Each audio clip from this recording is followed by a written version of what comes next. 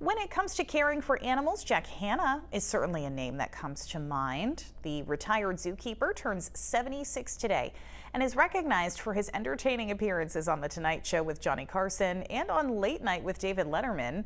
Nearly 2 years ago, he was diagnosed with dementia, but his infectious enthusiasm for animals is still felt by people around the world. Back in 2005, we talked with Hanna and Sydney Butler from the American Zoo and Aquarium Association. Kathleen Shannon asked them about what we can do to protect some of the world's most endangered species. We're at the wonderful Shed Aquarium in Chicago. It's the largest indoor aquarium in the world. And behind us are these wonderful white shapes are beluga whales, which are our feature here at the Shed Aquarium. It's just such a thrill to be here and enjoy these wonderful creatures who, of course, depend on water, and that's what our campaign, Wonders of Water, is all about. You know, tell us, Jack, so many of us love and know you as almost a real-life Dr. Dolittle. A lot of us wonder, how did this come about? Is this something that you feel like you were just born with?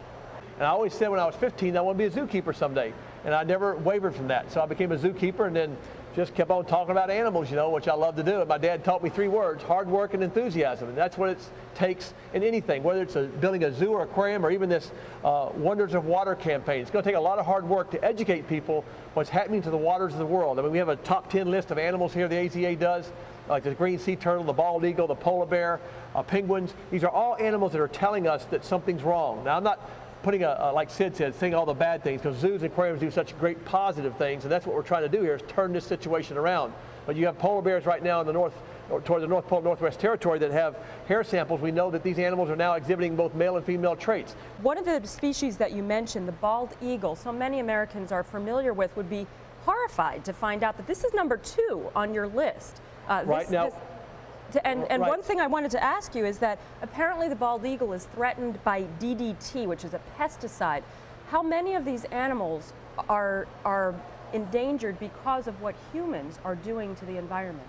Well, most all of them. It's not like the Ice Age that came about, or the dinosaurs. This is something that has been man-caused. It's on the news the other night. The last 50 years, my generation has done more damage to the planet than any previous generation in history of the world. But this new generation of young people coming out because of zoos and aquariums are learning more and more and more how to help. Many of us look at this list, and many of the animals on here are tropical species. And yet, what I'm taking from this is that no matter where you live, you are affecting the future of these animals. Is that true? And what can we do to help? Just attending a zoo or aquarium, an AZA accredited zoo or aquarium, will get people enthusiastic, also fascinate them, and give them some tools to work with. Now, very quickly, Mr. Hanna, I have a question for you. This is kind of a selfish question, but I need to ask it since we have the expert here.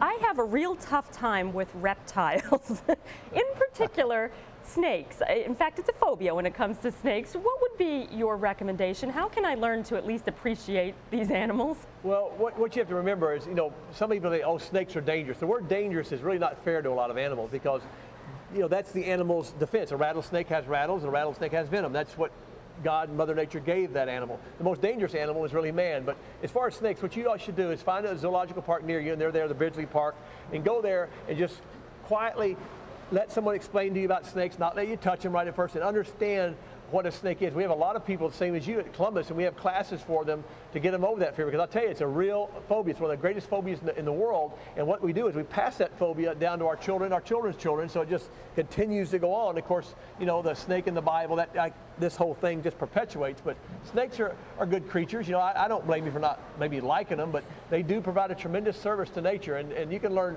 You come to Columbus, I'll teach you how to work with a snake.